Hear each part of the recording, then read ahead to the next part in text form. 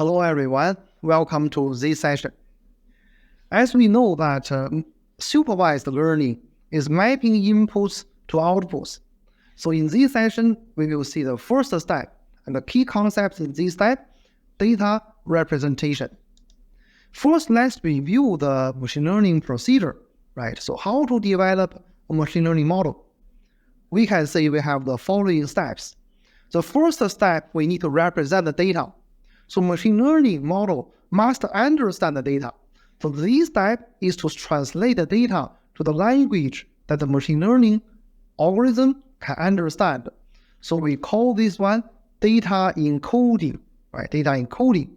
So then after this step, we can select the machine learning algorithms. Maybe we ask ourselves to use a parametric or non-parametric machine learning algorithms.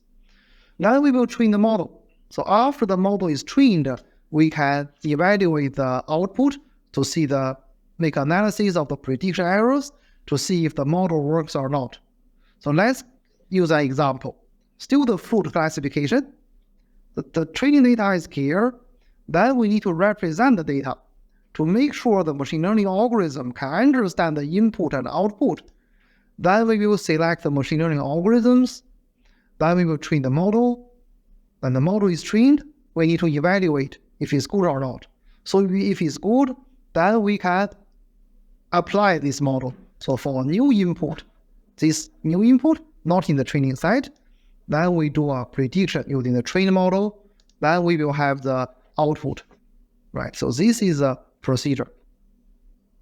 So in this section, we talk about the first step, represent the data. So we can see in the flow is here, right? How to represent the data to let the machine learning algorithm understand it.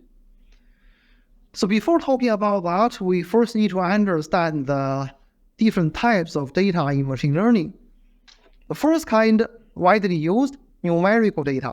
So numerical data, these are the data that can be represented by numbers, and you can add, subtract, multiply, or divide. So such data, so to carry out arithmetic operations.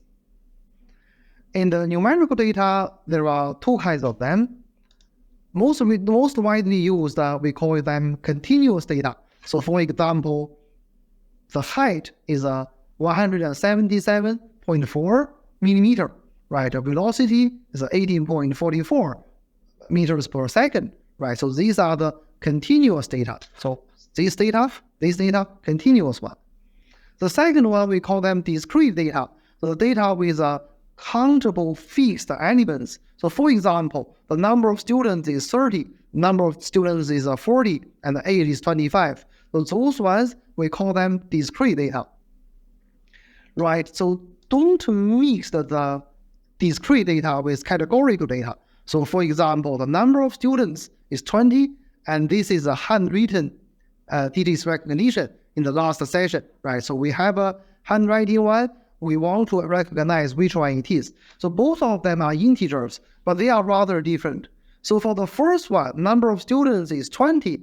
This is numerical data, although it's discrete integer, right? So we can say, okay, the number of students of class 1 is 20, and the number of students of class 2 is 25, and the sum of them is what? So we can do arithmetic calculations to them. But the second one, this is different. This one, the handwritten digit recognition, although these are numbers, right? But they are the categories. So we want to see which handwritten number belongs to which category, right? Which category. So although they are numbers, so they are categorical data. So don't mix them. So we can't do the arithmetic calculation among them because these are different categories just, right? So we need to pay attention to this. So numerical data, if it's an integer, we can do it using regression. But if it's a categorical data, we can do the classification, right? So this is things needs to be paid attention to. Then in contrast to numerical data, another kind we call it categorical data, right? So this kind of data, we can store them into groups or categories. So normally we say the output are labels, right? Or sometimes we call them names. For the categorical data, we also have multiple types.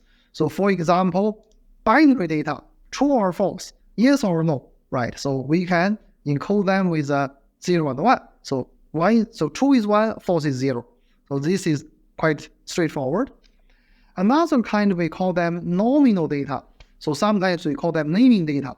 So for example, the name of a person, the name of a state. So these kinds of things, we call them nominal data. Another kind, we call them ordinal data. These are also categories, but they have relations. So they can be ranked, they can be ordered, and we can read them. So for example, for a restaurant's menu, we can say strongly dislike, neutral, like, strongly like. So this one different from nominal data. The ordinal data can be ranked, while nominal data can't rank. For example, you can't rank Julia and Jack through some way, right? So this is not possible. So binary, nominal, ordinal. So these are the categorical data, right? So let's see that in this example, the previous finance prediction example, right? So we can see which are the, what kind of them are they? For the R&D spend, we can say this is what? Numerical data, right? And the state, this is what? This is categorical data. So is it nominal or ordinal? So this is nominal, right? That's nominal data. So they can't rank. So New York, California, Florida, they can't rank.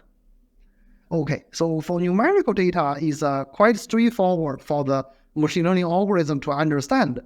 But for categorical data, so how to represent them? So now we will talk about the encoding of the data, of the categorical data. So we have said that for binary data, it's easy, 0 or 1, right? Now let's see the ordinal data.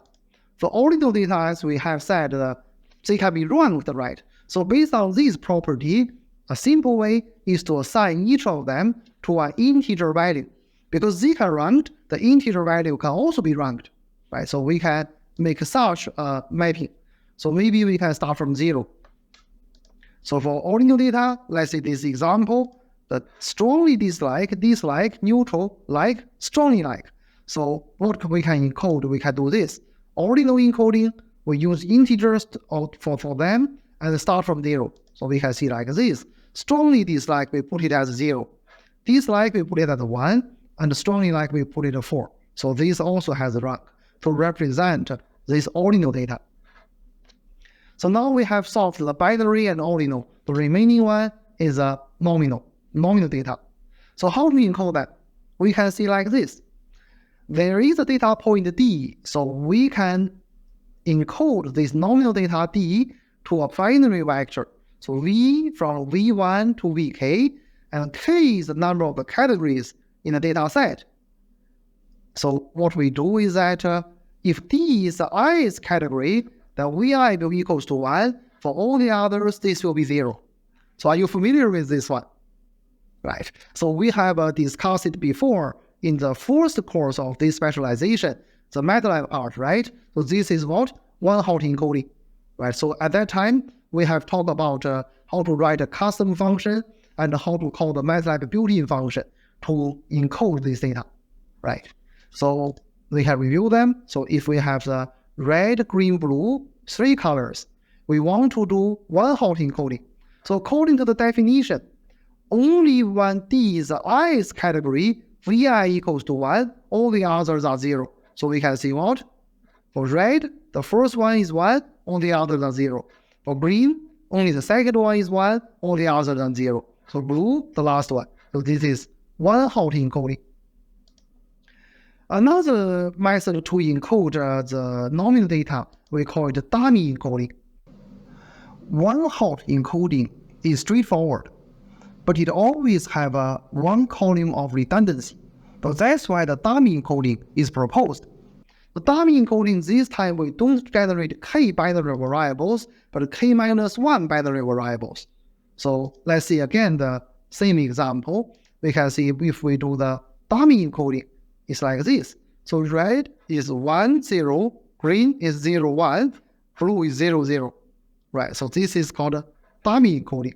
So you can check more help files, to see how to encode this one. Yes, and you can write it in a mathematical function or custom function to see how to carry out dummy encoding.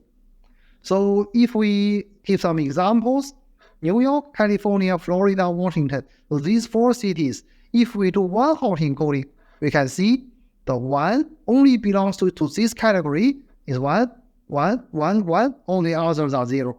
So if dummy encoding, how to do? Not 4 elements, 3 elements in the vector, right? So 1, 0, 0, 0, 1, 0, 0, 0, 1. The last one is 0, 0, 0, right? So this is a one-hot encoding and dummy encoding. So that is the encoding of the data. So thank you very much for listening. Okay, thank you. Bye-bye.